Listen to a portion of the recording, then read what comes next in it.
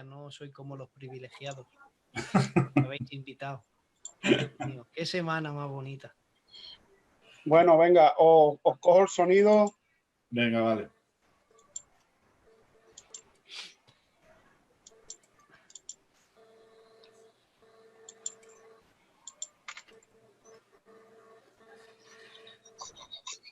Bueno, pues buenas noches, querida audiencia de Radio Vida Extremadura. Saludaros desde los estudios de Radio Vida Villafranca. Agradecemos a Dios, como no, pues que una noche más nos dé el privilegio, nos dé la grandeza de poder estar aquí en este ministerio, pues expandiendo esa palabra, expandiendo esas buenas nuevas de su reino. Amén. Saludar, como no, pues como he dicho, a esa audiencia fiel que nos escucha a través de este ministerio radial y, como no, también saludar a esa audiencia que poquito a poco se va incrementando, que poquito a poco se está haciendo fiel a este ministerio radial a través de los enlaces y a través de las redes sociales del Facebook, donde este programa se está emitiendo en riguroso directo. Así que desde aquí pues les informamos a aquellos que nos estén escuchando que si quieren pues ver este programa en directo, pues lo pueden hacer a través de la página Emilio Silva Vargas. Vale, y bueno, pues seguimos en esta semana gloriosa, en esta semana bendecida del Señor, que hemos contado con el apoyo y el respaldo de nuestro Dios para que siervos hayan estado por aquí desde el lunes pasado, día 8, hasta hoy, domingo, día 14, exponiendo las frases que nuestro Cristo dijo en esa cruz del Calvario, o también como son conocidas también las 7 palabras de la cruz. Recordarles brevemente que el primer día estuvo la palabra Padre, perdónalos porque no saben lo que hacen, expuesta por Perico de Plaza España de Barcelona. El segundo día fue la palabra Yo te aseguro que hoy estarás conmigo en el paraíso, expuesta por Pedro Losada. Tercer día, Mujer, he aquí tu hijo, hijo, he aquí tu madre, expuesta por Emilio de Valladolid. El cuarto día, Dios, ¿por qué me has desamparado?, expuesta por nuestro hermano Nicolás Jiménez. El quinto día, aquí es donde yo tengo que hacer un pequeño apunte, que hubo un salto cronológico en lo que es la exposición y el orden de las palabras, ¿vale? Y fue únicamente y exclusivamente por algo que este ministerio radial vio bien de hacerlo, y es que estuviera con nosotros un hombre que batalla todas las palabras de la cruz. Es un hombre que le da igual coger la primera, que coger la séptima, que coger la tercera, que coger la cuarta. De hecho, yo, que fui el que más o menos organizó un poquito esto, por supuesto con el favor divino de Dios, lo dejé como el último, para que la última palabra que quedara la cogiera él. Y ese es nuestro hermano Samuel. Amén. Y él expuso en tus manos encomiendo mi espíritu, que es la última palabra. Amén. La sexta palabra fue todo está cumplido, consumado es, y la expuso nuestro hermano Lolo de Extremadura. Y hoy queda una palabra pendiente, y es tengo sed. Y para mí es un privilegio, para mí es un honor, para mí es una satisfacción. La verdad que, miren, les quiero decir algo. Dios es la única persona que tiene la capacidad de hacer algo malo, o sea, en un momento malo, hacer cosas buenas. Dios es el único ser que tiene esa capacidad. ¿Y por qué digo esto? Digo esto porque en este tiempo malo que hemos pasado, a mi vida han venido cosas buenas en este tiempo. Una de ellas es que siervos de los nombres que le he nombrado hayan compartido conmigo este ministerio radial. Y otra cosa buena de esta es al amigo, porque ya lo considero amigo mío, que Dios me ha dado la oportunidad de conocerlo y ver su grandeza, ver su entrega por el servicio a la obra de Dios. Y es mi amigo Eugenio González, siervo del Señor de Madrid. Buenas noches, Eugenio. Buenas noches, Emilio. ¿Se me oye bien? ¿Hacemos esta última prueba? Perfectamente, amigo mío. Vale. Es un placer estar, ser parte de esta serie de mensajes. Esto es algo que únicamente se hace una vez en la vida, ¿no? Compartir Sí. cartel con semejantes hombres de Dios que han estado durante toda la semana. Yo soy de los que he oído el mensaje por 2 veces, los he escuchado en directo a todos y después los he editado. Y bueno, ya confieso a la audiencia que mañana estarán todos los mensajes disponibles. Qué bien. Ya daremos los anuncios. Por lo menos en el perfil de Emilio Silva estarán todos, eso sin duda. Qué bien. Qué bien. La verdad es que eso es lo que yo comentaba antes, ¿no? Es de agradecer tu labor, es de agradecer tu servicio y cómo no, pues ahora vamos a ver también tu capacidad de exponer esta palabra que tanto bien sé que nos vas a hacer. Amén. Porque he escuchado de ti y cuando dice un dicho en este mundo que cuando el río suena es porque agua lleva. Bueno, no tengo la capacidad de los invitados que has tenido durante toda la semana, pero intentaremos. Dijo Pedro, dice, lo que tengo te doy. Le dijo a aquel paralítico, aquel cojo en la puerta de aquella iglesia, lo que tengo te doy. Lo que tengo hoy voy a darlo a la audiencia maravillosa de Radio Vida y es un honor estar de una manera virtual en Villafranca de los Barros. Lo voy a confesar. Es un honor. Lo voy a hacer público. Este hombre, claro, que sepan ustedes que sus raíces vienen de Extremadura y muy particularmente de Villafranca de los Barros. Sí, la familia de mi madre, casi toda, bueno, es el pueblo de mi madre.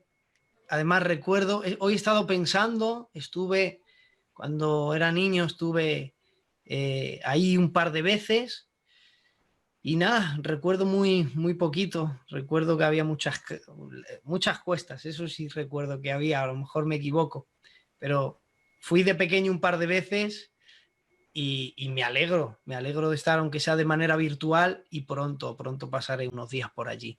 Aprovecho para saludar a todos mis tíos, mis tías, mis primos están por allí, así que a la familia Garrido un fuerte beso, un abrazo y es un honor, de verdad. Aunque sea de manera virtual, pero no sé, ¿no?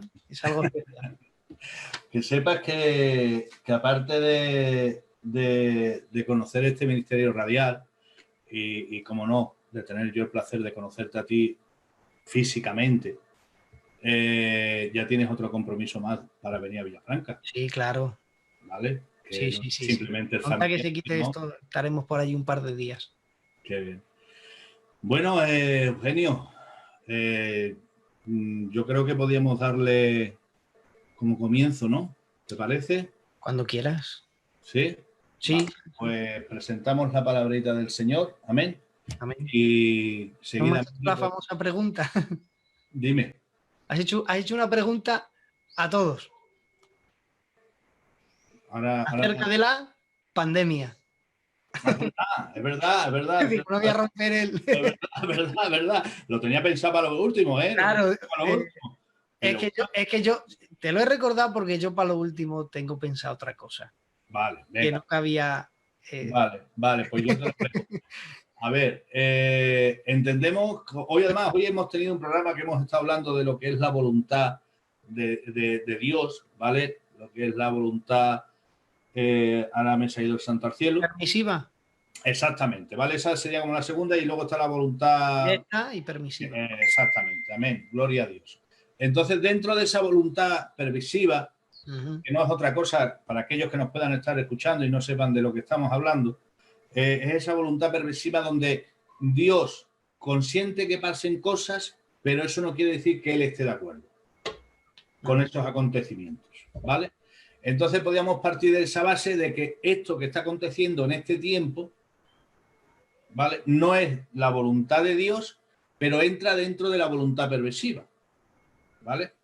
Dios no está de acuerdo, pero como que lo permite, ¿vale? Entonces, yo te quisiera preguntar, Eugenio, si tuviéramos que buscarle de un porqué Dios haya podido permitir esta pandemia, este sentir, ¿cuál sería para ti?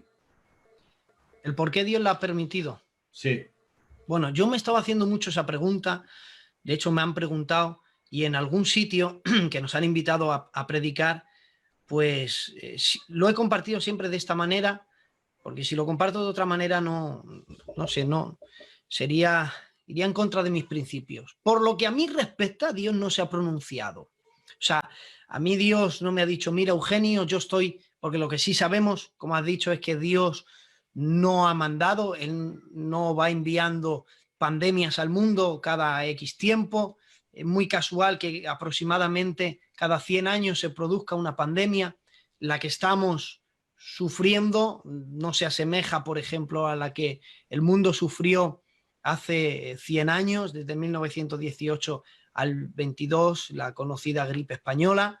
No se asemeja, donde se calcula que murieron entre 25 y 50 millones de personas en la tierra, donde la iglesia de la cual, o el movimiento de lo cual bebemos nosotros como iglesia pentecostés, por ejemplo, la iglesia Filadelfia bebe de ese movimiento. Un movimiento que se produjo en la calle Azusa, William Seymour, donde dice que metía la cabeza, dice la historia de los grandes avivamientos, que metía la cabeza en una caja por horas y cuando la sacaba y levantaba las manos, la gloria de Dios descendía. Y ese mover espiritual, actualmente la Iglesia Evangélica Filadelfia bebe de ello. Y la Iglesia ya ha sufrido una pandemia. ¿El por qué Dios lo permite? Hay un misterio. Para mí es un misterio. Pero yo he llegado a la conclusión que cuando Dios no se pronuncia al respecto es por dos motivos. Número uno, Dios, me voy a poner a mí, Dios no me lo explica porque, número uno, no lo entendería. Sus pensamientos y los míos hay una distancia del cielo a la tierra. Quizá no me lo explica porque a lo mejor no lo acepto. Porque cuando Dios permite algo donde sus hijos e hijas están involucrados y Él guarda silencio al respecto, Dios siempre mostró el resultado final, pero a veces guardó silencio del proceso. Y esto lo vemos, por ejemplo, rápidamente en José. Dios le mostró un sueño y en el sueño era el resultado final. Serás gobernante entre tus hermanos. Y él se levanta un día y alegre cuenta el producto final que Dios le ha mostrado, ¿no? Pero el proceso Dios guardó silencio. Dios no le dijo desde el día en que cuentes tu sueño, tus hermanos van a dejar de hablarte pacíficamente, van a empezar a traicionarte, te van a querer matar, luego van a cambiar de opinión y les parece mejor vivo que muerto porque por lo menos ganan dinero, te van a vender como esclavo, vas a servir a los egipcios, se van a olvidar todos de ti y vas a tener revelaciones para los demás, pero vas a vivir con un dolor, no vas a saber si tu padre vive o muere. Porque cuando José ve a sus hermanos, lo primero que dice, nuestro padre Jacob todavía vive. Durante 20 años lo ignoró. No le mostró Dios el proceso. Si le muestra el proceso, a lo mejor dice, no me interesa el resultado. Creo que eso es lo que pasa con esta pandemia. Dios tiene un resultado final permitiendo todo esto y cuando Dios guarda silencio, creo que es por eso. O bien porque no lo entendemos o no lo aceptamos, pero hay que creer que a todos los que amamos a Dios y hemos sido llamados, todas las cosas nos ayudan a bien.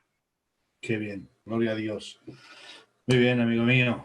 Pues yo no quiero entretener más el tiempo de disfrutar de la exposición de esa palabra. Amén. Así que le presentamos las cositas al Señor, gloria a Dios. y toma ya lugar para hacer esa exposición de la palabra. Amén.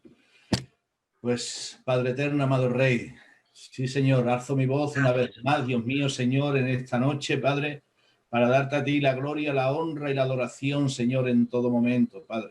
Agradeciéndote, Dios mío, Señor, que tú nos permitas, Padre, estar aquí reunidos, Dios mío, con tu siervo, Señor, para exponer, Dios mío, Señor, esa bendita palabra, Padre eterno, que tu Hijo amado, Señor, expuso en esa cruz del Calvario. Pidiéndote y rogándote, Señor, que tú vengas tomando el control, Dios mío, que tú vengas tomando el poder, Padre Santo, de todo lo que aquí se tenga que hacer y todo lo que aquí se tenga que hablar, papá. Pidiéndote, Espíritu Santo, que tú vengas tomando la boca de tu siervo para que sea palabra de lo alto lo que él exponga y así de esa misma manera, Señor, venga bendiciendo todas las vidas que estén escuchando y viendo, Señor, este programa, papá, y sean los hogares bendecidos en tu nombre. Gracias por todo, Dios mío, en el nombre del Padre, del Hijo, del Espíritu Santo. Amén. Amén. Pues cuando tú quieras, amigo mío. Bien, pues hay una palabra, como ha dicho nuestro hermano Milo, de la cual nos he hablado. Dice la Biblia, Juan capítulo 19, verso 28. Dice, después de esto, sabiendo Jesús que ya todo estaba consumado, dijo para que se cumpliese la escritura, tengo sed. Y estaba allí una vasija llena de vinagre. Entonces ellos empaparon en vinagre una esponja y poniéndola en un hisopo se la acercaron a la boca. Cuando Jesús hubo tomado el vinagre, dijo, consumado es, y habiendo inclinado la cabeza, entregó su espíritu. Qué bien. La palabra que vamos a desarrollar es la que nos falta. Tengo sed. Bien, antes de hablar de ella, a lo largo de la historia se pueden discutir doctrinas teológicas. Calvinistas y arminianos han debatido durante muchos años acerca de si la salvación se pierde o no se pierde. Se puede discutir ese tema. Se puede discutir acerca, los escatólogos y los historicistas pueden hablar acerca de los eventos futuros, pueden hablar de la profecía bíblica, y es discutible si la iglesia pasa la gran tribulación, si no la pasa. Yo, por ejemplo, he escrito una síntesis de 20 capítulos de 250 páginas, donde explico, intento sacar del error a la gente que cree que la iglesia pasa la gran tribulación. Todo eso se puede discutir y yo puedo sentarme y debatir, y si me invitan a cualquier sitio, pues podemos hablar si la iglesia pasa la gran tribulación, si no, si la salvación se pierde, si no. Hay un montón de temas que se pueden discutir y por ello pues no ofende a nadie ni pasa nada, pero hay un tema que a mí literalmente me pone nervioso, me saca de mis casillas, porque ya no es una cuestión de debate, no es una cuestión de libre interpretación ni de teoría, y es aquella persona que pone, iba a decir que pone en juego, pero no, es aquella persona que llega a la conclusión, según él, que Jesús no es Dios. Eso no es cuestión de debate, ni nace de ninguna teoría, ni de una interpretación, ya que en la Biblia, en las Sagradas Escrituras, no hay Biblia para llegar a tal conclusión. O sea, literalmente el que defiende que Jesús no es Dios, pues literalmente está viviendo una herejía, porque no hay mayor herejía que aquella que confiesa que Jesús no es Dios. Amén. Incluso intentan tener Biblia, pero no hay Biblia posible. ¿El por qué? Porque miren, Jesús tuvo que enfrentarse en primera persona, lo sufrió él, acerca de esto. El tema de que Jesús no es Dios, esto va más allá de del calvinismo, arminianismo, de Pelagio. Esto remonta más allá. Literalmente es más antigua que la Iglesia. Ya Jesús mismo sufrió esto. Dice la Biblia, dice Juan 5:18, dice: entonces, por tanto, más procuraban los judíos matarle, dice, no solo porque quebrantaba el día de reposo, sino porque decía que Dios era su Padre. Dice, haciéndose igual a Dios. Fíjate, decía que Dios era su Padre y él se hacía igual a Dios. Es decir, que cuando en la boca de un judío tenía la pretensión de decir yo soy el Hijo de Dios, no suena como ahora. Yo, por ejemplo, soy hijo de Dios, pero soy hijo de Dios por adopción. Aquellos que le hemos aceptado, Dios nos ha dado potestad de ser hechos hijos de Dios. Yo soy hijo de Dios por adopción, pero cuando en la boca de un judío, sobre todo en el siglo I, se le ocurría decir soy hijo de Dios, era hacerse igual a Dios. Entonces, si Jesús no es Dios, fijaros, y esto quiero dejarlo muy claro, para más evidencia de que Jesús es Dios, si Jesús no es Dios, entonces todo lo que dijo Caifás tiene razón. Dice que cuando Caifás le preguntó, ¿eres tú el Hijo de Dios? Él no lo niega. ¿Él qué dice? Tú lo has dicho. Y dice la Biblia, y se rasgó las vestiduras y dijo, blasfemia. Entonces, querida audiencia, si Cristo no es Dios, Cristo es un hereje. Qué bien. Caifás tiene razón entonces. Entonces, para aquel que no cree que Jesús es Dios, tampoco me le presenten como un gran maestro, ni como un iluminado, ni como un revolucionario. Si Jesús no es lo que él confesó ser, decía el escritor de las Crónicas de Narnia, entonces es un lunático. No hay margen de error, no hay un tema intermedio. O es o no es. Y gracias a su vida, su conducta, sus escritos y todo lo que vamos a hablar de pincelada al final nos demuestra que Cristo es lo que confesó ser. Él es el Hijo de Dios. Y el Hijo de Dios era el equivalente a decir que soy Dios. Amén. He ahí ese misterio que Timoteo le preguntó a Pablo, explícamelo. Y Pablo dijo indiscutiblemente, grande es el misterio. Es un misterio. Es un misterio ver cómo Dios se ha hecho carne. ¿Te imaginas, Emilio, al creador del cielo y de la tierra en el vientre de una mujer, sujeto al tiempo, creciendo poco a poco? ¿Te imaginas a Dios aprendiendo a caminar? Aprendiendo a hablar, cuáles fueron sus primeras palabras. Yo cuando pienso en la infancia de Jesús, no sé, mi corazón se pone más sensible porque me imagino yo, ¿no? Yo soy muy imaginativo y me imagino y cuáles fueron sus primeras palabras. ¿Te imaginas a Dios aprendiendo? Eso es un misterio, no se puede explicar en su totalidad, pero tampoco es una cuestión de debate, no se puede negar que Jesús es Dios. De hecho, el apóstol Pablo tuvo que lidiar con este problema, tuvo que sacar del error a muchos e intentar que otros no entraran en ese error. Por eso dice, Colosenses 2:9 dice, porque corporalmente en él habita toda plenitud de la deidad. Amén. Cuando nosotros estudiamos la carta a Colosas, dice la Biblia, él es la imagen del Dios invisible, el primogénito de toda creación.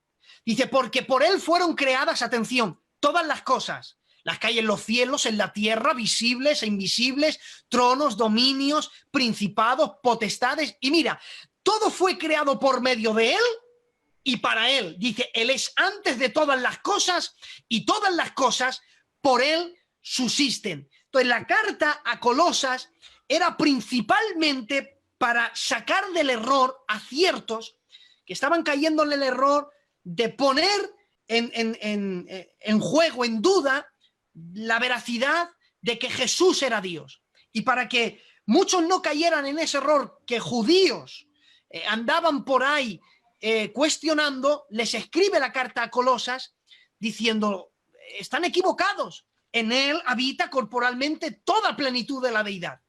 Es curioso que el apóstol Pablo, y aquí voy a citar un misterio, la carta a Colosas, él pidió que se la enviaran a otra iglesia.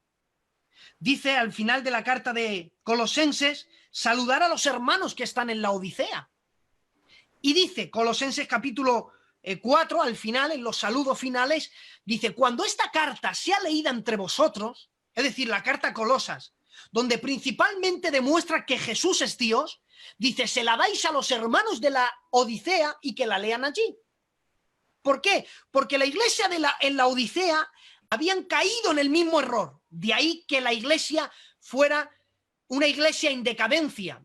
Cuando nosotros estudiamos Apocalipsis capítulos 2 y 3, vemos el mensaje a las 7 iglesias. La Odisea, la iglesia en la Odisea, era una iglesia donde Dios no le resalta ninguna virtud, precisamente porque en el principal error que había caído la iglesia en la Odisea era cuestionar la divinidad de Jesús, que Jesús no era Dios. Por lo tanto, les envió la carta para sacarles del error. Pero dice, pero la carta de la Odisea que sea leída entre vosotros. Y eso es un misterio, porque según la Biblia, Pablo escribió una carta a la Odisea que no ha llegado a nuestros días. La carta a Colosas fue leída en la Odisea, pero la carta de Pablo a la Odisea no sabemos nada de ella. Son unas misteriosas llamadas cartas perdidas que el apóstol Pablo envió, no solamente las epístolas, sino que envió a muchas más iglesias.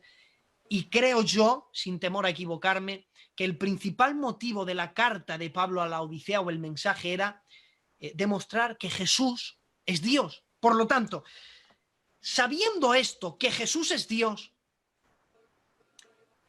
Juan, el apóstol, que fue el más joven de todos, el que escribió lo que acabamos de leer al principio, él es testigo ocular de todo lo que pasó. La Biblia dice que él estaba, ¿dónde? Hemos visto que estaba a los pies de la cruz. Pies de la cruz, amén. Cuando le dice, hijo, he ahí tu madre, madre, he ahí tu hijo. Me encantó Emilio de Valladolid, de qué manera lo expuso.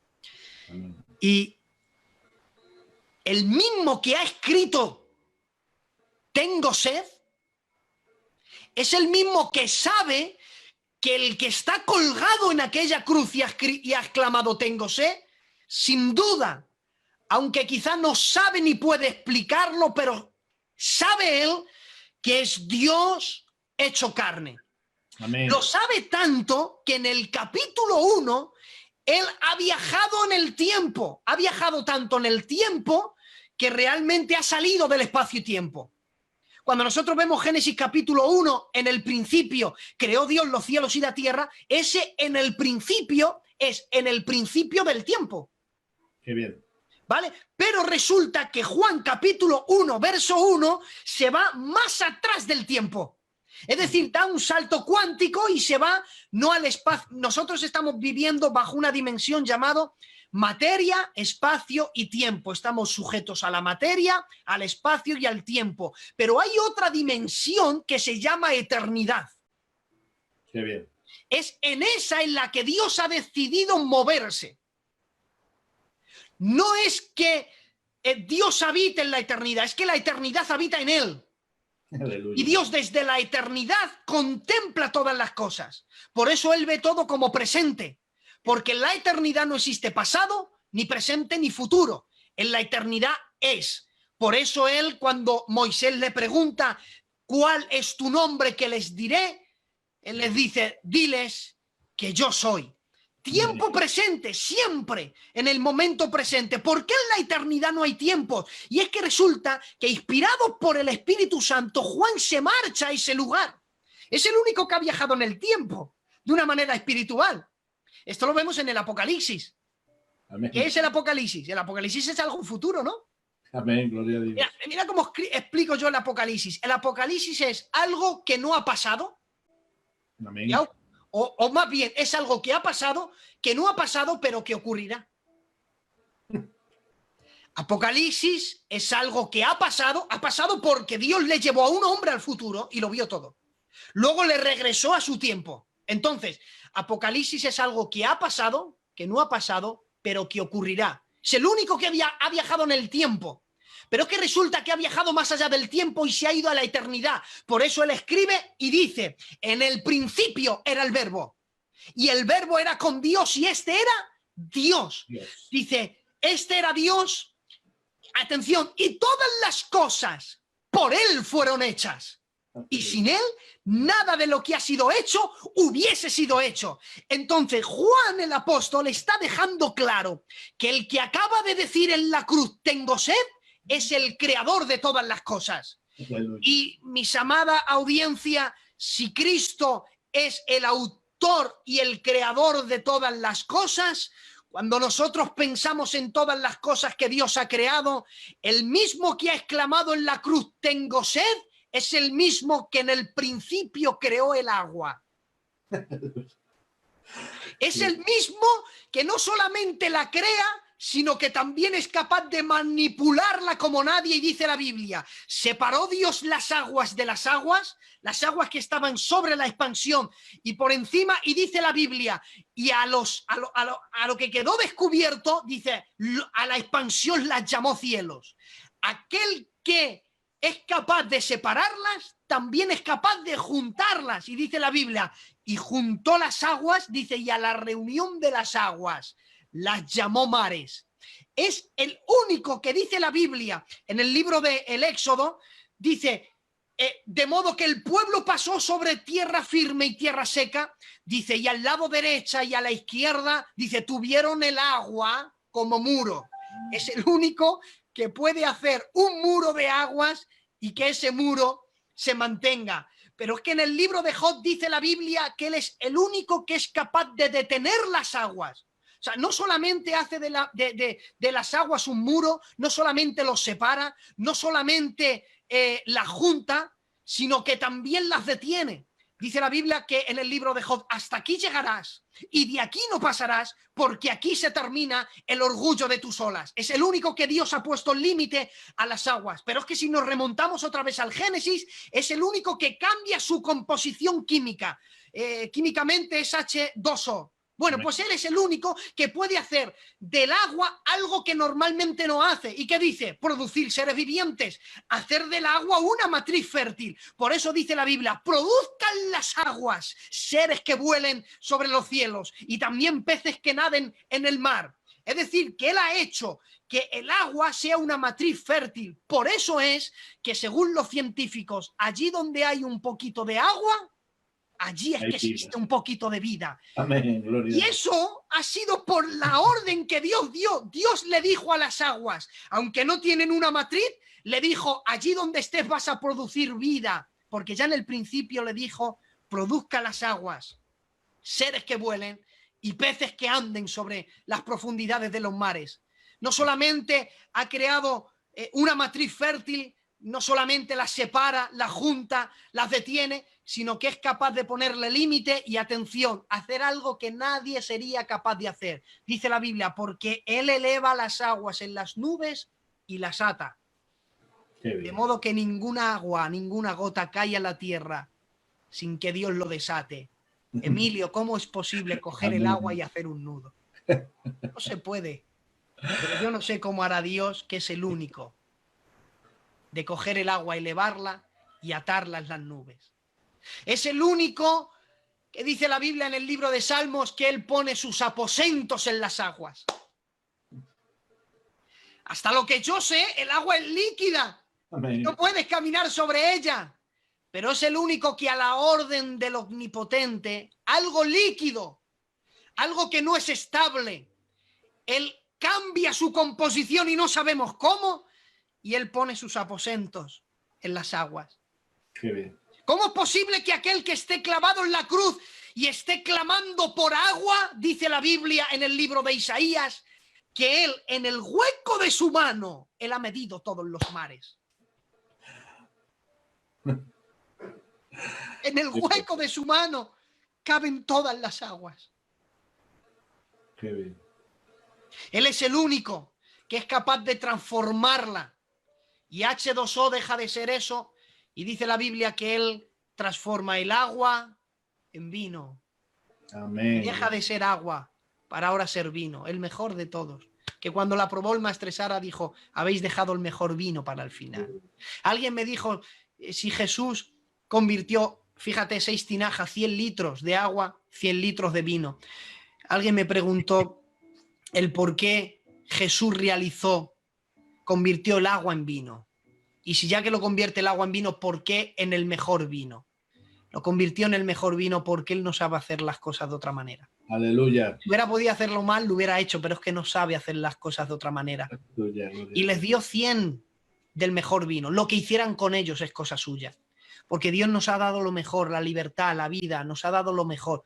Lo que hagamos con ello es cosa nuestra. Sí, sí. Pero estamos hablando que aquel que está clavado en la cruz ha creado el agua, la manipula, ha creado una composición fértil, ha puesto sus aposentos en las aguas. No solamente eso, que dice la Biblia, en el último y gran día de la fiesta, él se pone en pie y dice, el que tenga sed, venga a mí, beba. Amén. Haciendo un llamamiento para todos los sedientos. Es más, es el único que hace un llamamiento que se remonta hasta el milenio y dice, a todos los sedientos que vengan a las aguas y que beban de ellas gratuitamente. Es el único que le pudo decir a la samaritana, si yo te diera de mi agua, tú no tendrías sed jamás, porque de tu interior saltarían aguas que saltan para vida eterna. Amén. El mismo Dios que ha hecho todo eso con el agua, ahora muere en la cruz, sediento por sed. ¿Cómo es posible? Aquí veo una manifestación del amor de Dios sin precedentes. Ha creado el agua, la junta, juega con ella si quiere, camina sobre ella, la detiene, las pone límites, las ata, las mide en el hueco de su mano, pero ahora por amor a nosotros muere en la cruz y él tiene que exclamar, tengo sed. Y la sed tan grande la dejó reflejada Salmos, su salmo mesiánico, algo que se cumplió en Cristo cuando estaba en la cruz. David no sabía esto cuando dijo, Dios mío, ¿por qué me has abandonado? ¿Por qué estás tan lejos de mi salvación y de la voz de mi clamor? Si clamo de día y no me respondes en mi lecho, pero no hay para mi reposo. Pero yo sé que tú eres santo, que habitas en las alabanzas de tu pueblo. Y dice el verso 14, dice, he sido derramado como aguas. Todos mis huesos se descoyuntaron.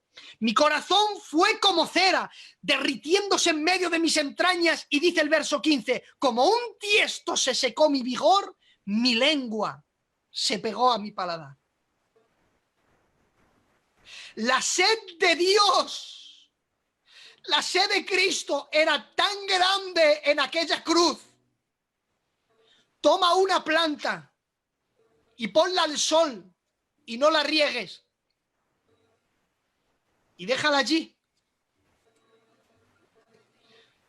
Ya verás lo que va a ocurrir, cómo se va a endurecer, cómo se quita sola del tiesto.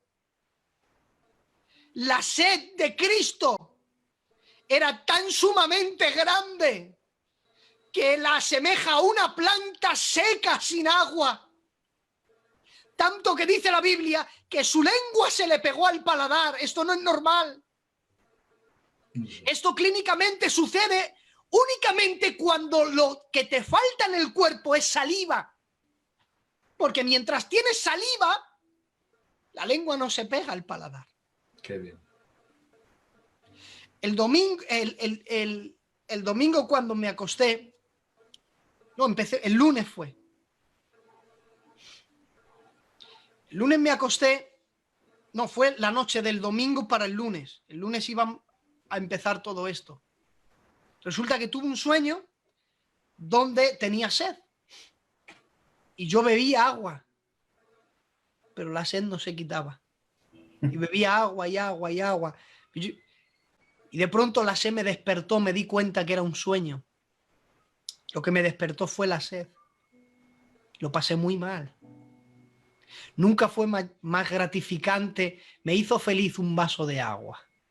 Amén, gloria a Dios. Fue tan agonizante pasar sed. Fueron unos momentos.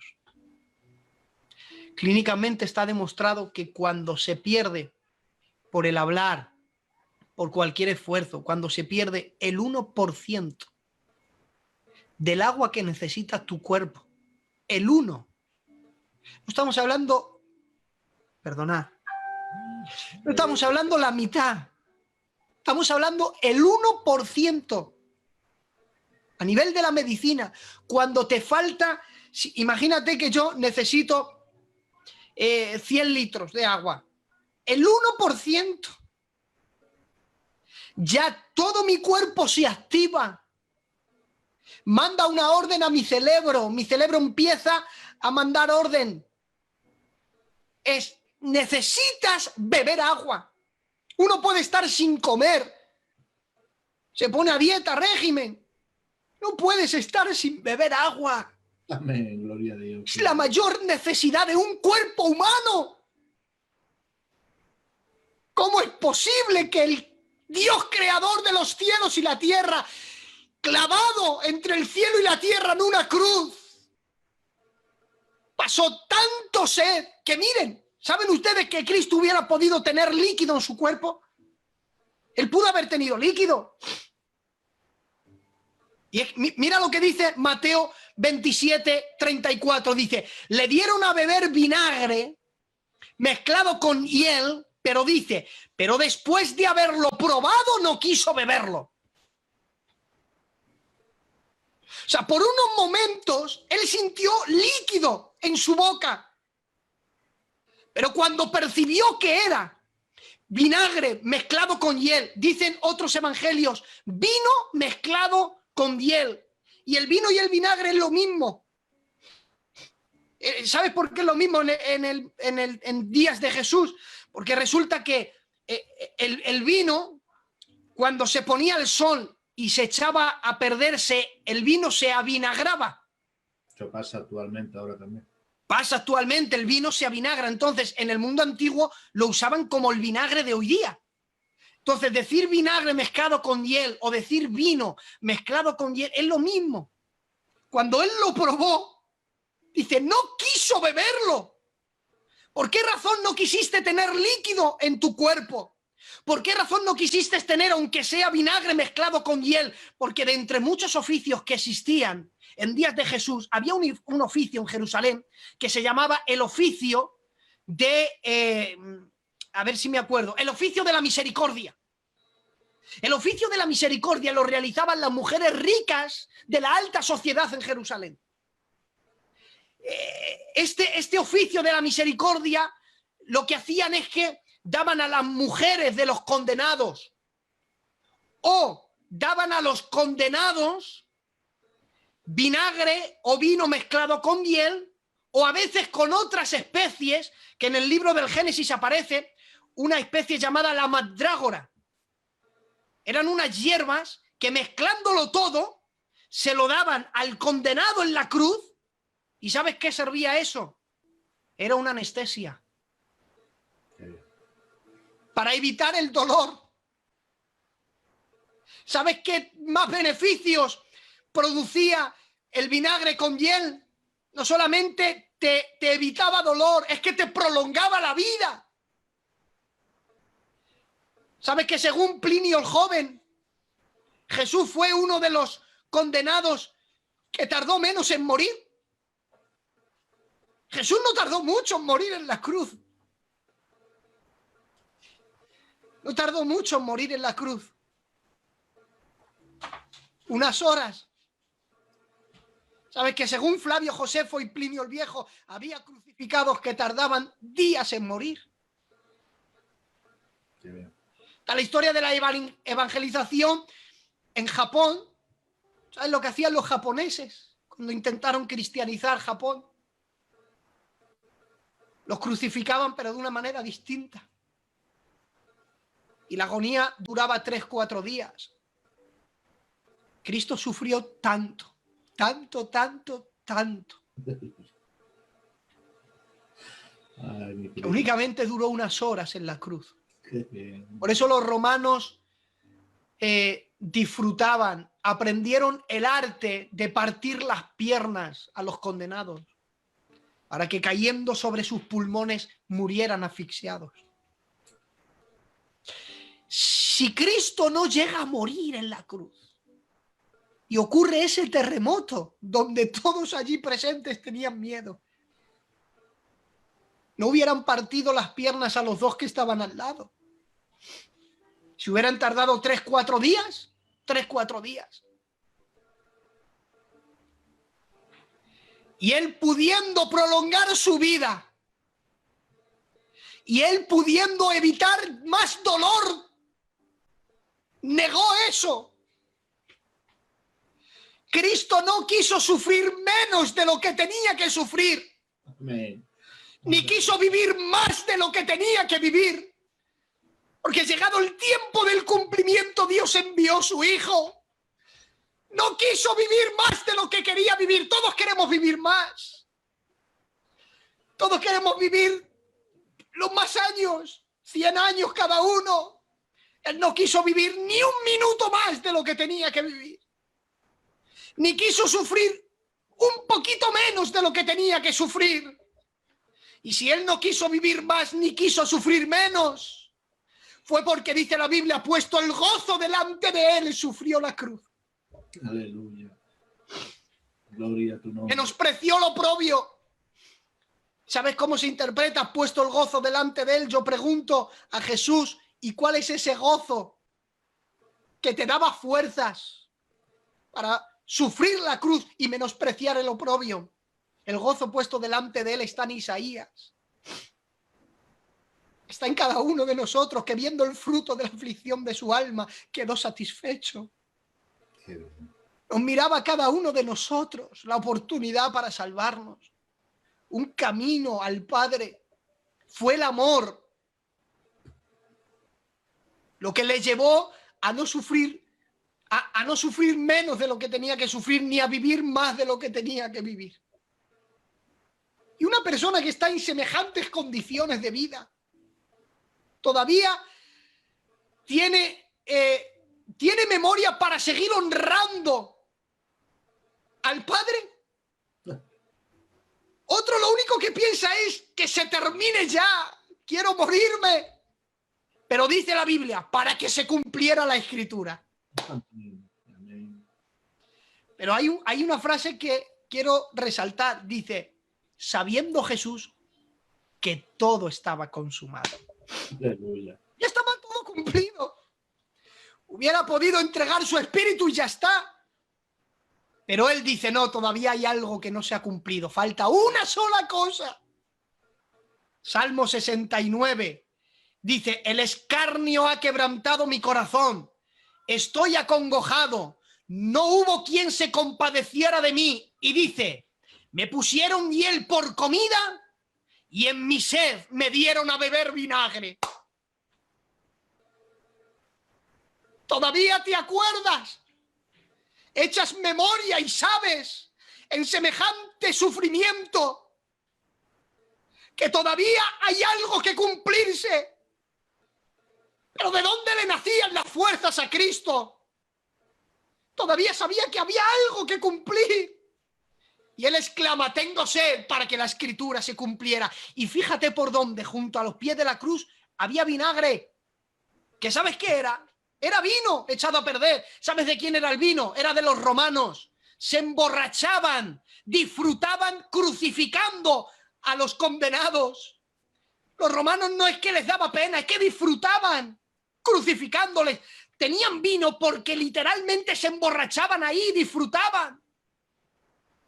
Y para que se cumpliera la Escritura dijo, tengo sed. Pero después de haberlo probado, no quiso beber. Todo este sufrimiento no fue en vano, ni fue porque sí. Fue porque el Verbo se hizo carne y habitó entre nosotros. Qué bien. Vimos su gloria. Jamás hemos visto tanta gloria. Amén. Jamás el mundo ha conocido semejante gloria. Amén. Gloria a Dios. Querida audiencia, si él no fue lo que predicó, entonces, ¿qué fue? Ya, les voy a dar un dato interesante. Intenten buscar la biografía de gente del siglo I. Busquen. La única biografía detallada, Emilio, la única biografía detallada del siglo I fue la de Jesús. Qué bien. ¿Sabes por qué? Porque ahora yo he escrito un libro con mi ordenador, no me ha costado dinero. Y escribimos mensajes y escribimos, no nos cuesta. Y si no tienes ordenador, un cuaderno y un bolígrafo te vale, no llega a €1. Pero ¿sabes lo que costaba escribir la biografía de un hombre en el siglo I? En el siglo IV antes de Cristo, en Pérgamo, en la ciudad de Pérgamo, se había inventado el pergamino. De ahí que Pérgamo coge su nombre porque de ahí se inventó el pergamino. De la piel de un animal se sacaban 4 trozos. 4 trozos nada más. Lo que equivaldría ahora, de la piel de un animal muerto, se sacaban como unas 3 hojas. Ya está. ¿Cuántos animales tenías que matar? O la piel de un animal, ¿cuánto tenías que quitar para escribir un pergamino como el de los evangelios? Qué bueno. Aparte, necesitabas mucho dinero. Necesitabas contratar a un escriba, alguien que supiera convertir la piel de un animal en un pergamino. Se requería tiempo, se requería dinero. Y querida audiencia, Jesús no fue millonario. ¿Dónde moras?, le preguntaron. Venid y ved, pero ¿dónde moras? Dices, mira, las aves de los cielos tienen guarida.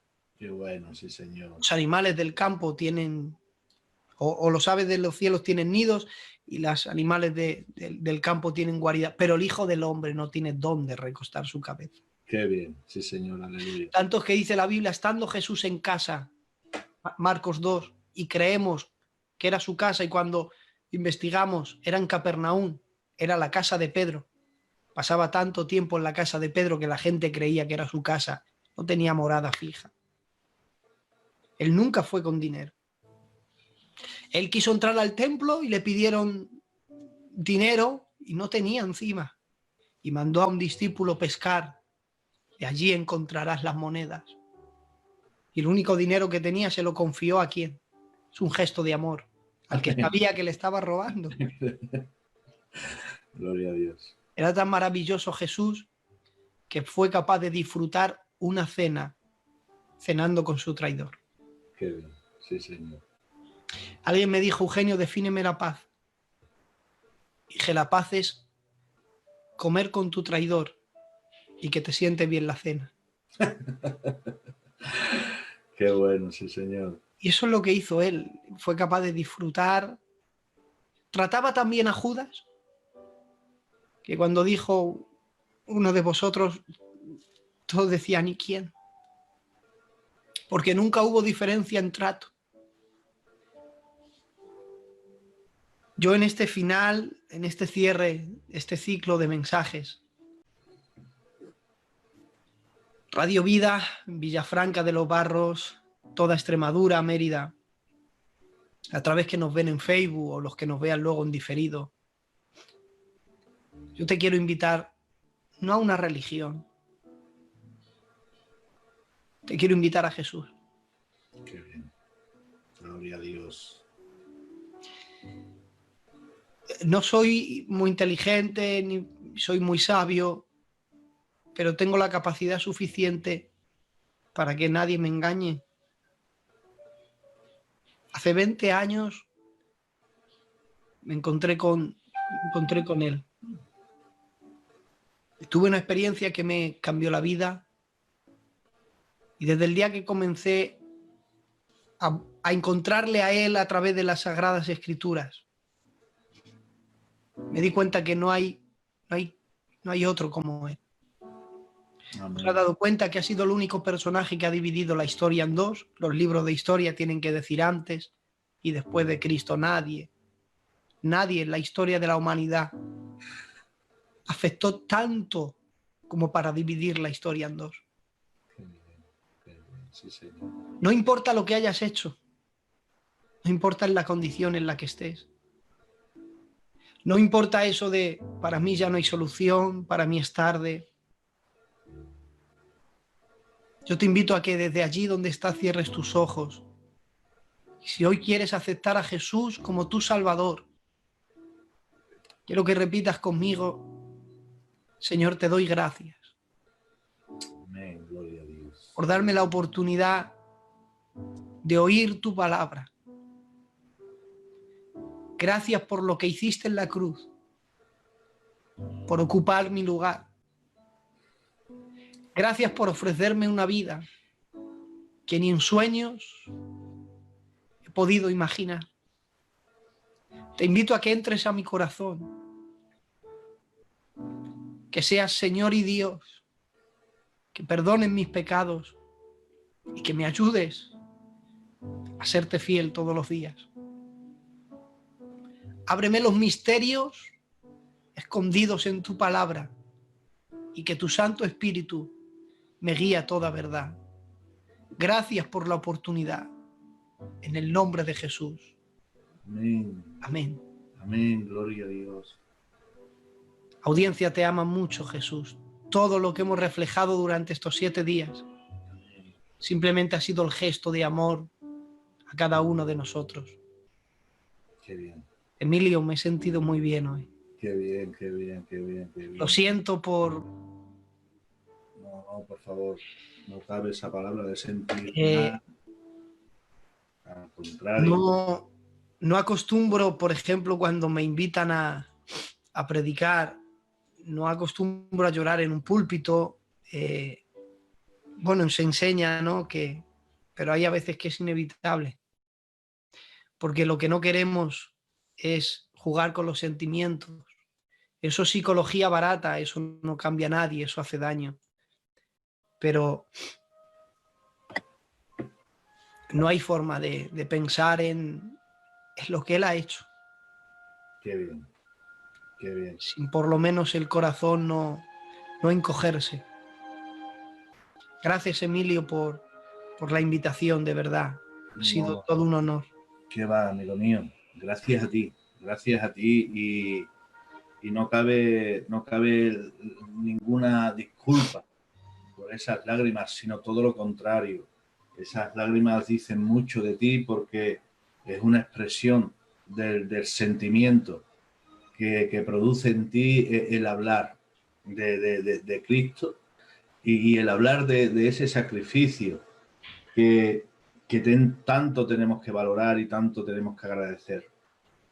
Porque si algo bueno podemos obtener es lo que Él nos da a través de ese sacrificio. Y es esa salvación y es esa vida en abundancia, como dice su palabra. Amén.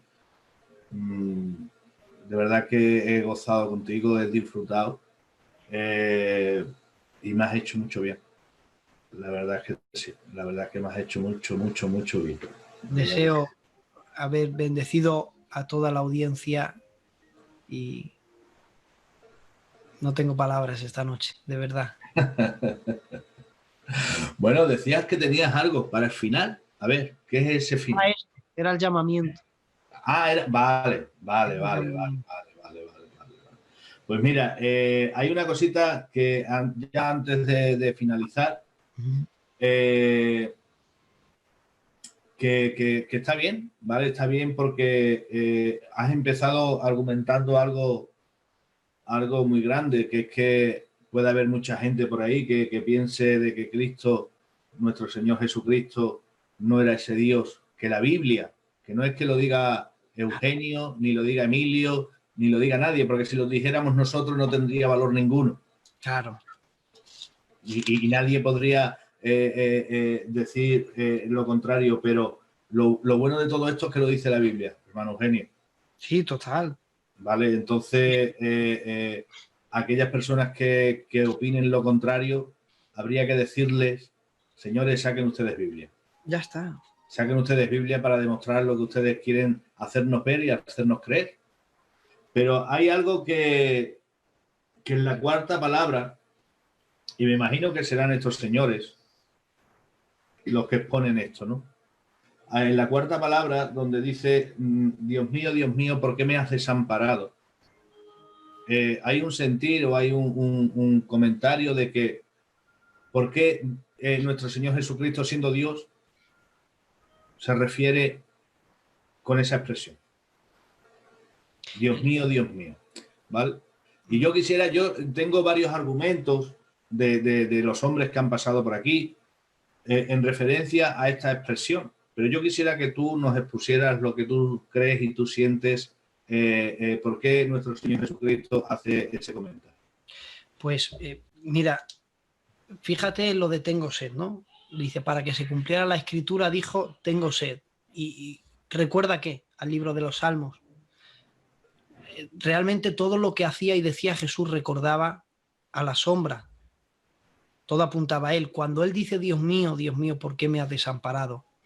Realmente estaba recordando, estaba transportando a todos, tanto a los presentes como a los que después leeríamos, al Salmo 22. O sea, él quiere de alguna manera, con decir Dios mío, ¿por qué me has desamparado? Por lo menos a los allí presentes les estaba diciendo, lo que David escribió realmente no fue por él. Yo puse ese sentir para que se refiriera a mí. Al decir Dios mío, ¿por qué me has desamparado? Que es el inicio del capítulo, está diciendo todo lo demás habla de mí. Entonces, un judío sabía todo el Salmo 22. Cuando analizas el Salmo 22, ellos no, a día de hoy, no aceptan a un Jesús sufriente. Están prohibidas en las sinagogas hoy día leer el Salmo, Isaías 53, el siervo sufriente. No lo soportan, no pueden. De hecho, preguntan a un judío, háblanos del Salmo 53. Y es que está prohibido. El decir, Dios mío, ¿por qué me has desamparado? Está llevando a los allí presentes a, una vez más, a recordar de lo que las Sagradas Escrituras decían de él. Yo siempre lo he visto de esa manera. O sea, era una afirmación de que todo lo que decían las profecías mesiánicas, todo apuntaba para él. Luego también, si podemos profundizar un poquito, tiene que ver, el desamparo no es un abandono lejano, sino simplemente dar la espalda. Durante toda la eternidad, el Padre y el Hijo se han estado mirando. Qué bien. Cuando dice la Biblia, Moisés le dijo, déjame ver tu rostro, le dijo, no podrás ver mi rostro, pero te voy a meter en la hendidura de la peña y verás mis espaldas. Amén. Entonces Moisés representa ahí a toda la humanidad, que mirando al Padre veíamos sus espaldas, porque el rostro únicamente lo tenía centrado en el Hijo. Pero cuando dice, Dios mío, ¿por qué me has desamparado?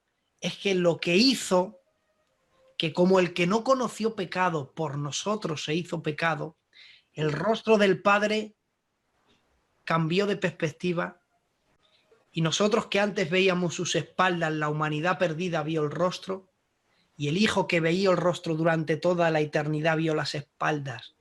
He ahí por qué me has desamparado. Detrás de eso hay un profundo mensaje de amor. Fue el voltearse para mirar a las... Por eso dice que de la misma manera que la serpiente fue levantada en el desierto, es necesario que el Hijo del Hombre sea levantado y todo el que le mirare será salvo. Se está refiriendo a en él veremos el rostro del Padre y seremos salvos. Qué bien, gloria a Dios. Sí, Señor. Bueno, amigo mío, Agustín, te pones por ahí por el control. Amigo mío, muchísimas gracias. Gracias a ti, Emilio. Muchísimas gracias por este día. Muchísimas gracias por todo lo que estás colaborando conmigo. Amén. Es un placer. Y tienes una promesa. Sí, sí. Has hecho una promesa. Sí. ¿Vale? Estoy muy ocupado. Ahora, bueno, mañana a las 10 de la noche tenemos la reunión de temas de la zona de Madrid, aunque yo no tengo 20 años de ministerio, pero yo ahí me dejan entrar porque soy quien redacto y soy quien colaboro, y luego tendré trabajo. Siempre después de esas reuniones tengo trabajo de secretaría. Bueno. Y aparte de eso, bueno, pues estoy de obras en casa. Ya lo sé. Y ya la has visto. Puedo dar testimonio de esa. Ha salido aquí una ampolla y otra. Sí. Bueno, terrible. Puedo dar testimonio de esa. Sí, que le envío vídeos ahí. Puedo dar testimonio de esa obra. Pero bueno, yo me adapto, ¿vale? A ese hueco que tú vas a buscar para compartir conmigo y con la audiencia de Extremadura y de toda España que nos pueda ver a través de los medios que tenemos, esa especialidad que es la tuya, como es la escatología. Pues disfruto mucho con ello. Hablamos ¿sí? El tema que entonces estamos tratándolo, sí.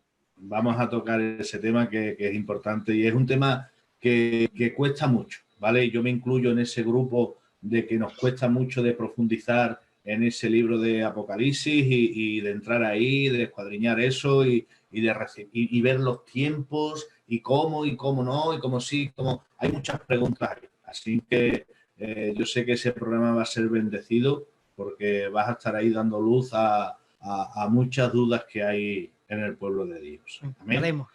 Así que nada, audiencia, bendecirles a todos aquellos que nos hayan estado escuchando, igualmente a los que nos hayan estado viendo a través del Facebook, y nada, recordarles lo que nuestro hermano Eugenio ha dicho. Sí.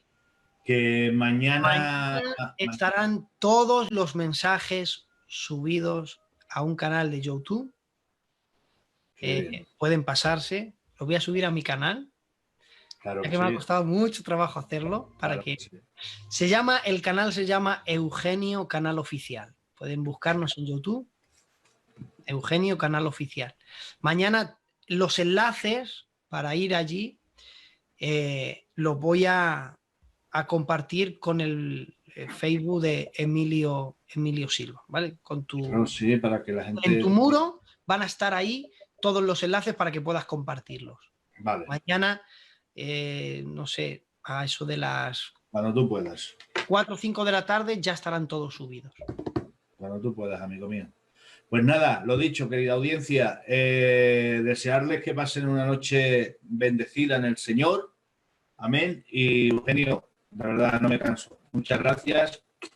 Un beso y de verdad que eres una de las cosas buenas que Dios ha puesto en mi vida. Gracias, compañero mío. Agustín, cariño, toma el control y señores, lo dicho, hasta el próximo miércoles. Próximo miércoles estaremos de nuevo en directo con ustedes y tenemos a Luis de Logroño con nosotros, tocando el tema de la gracia y la misericordia.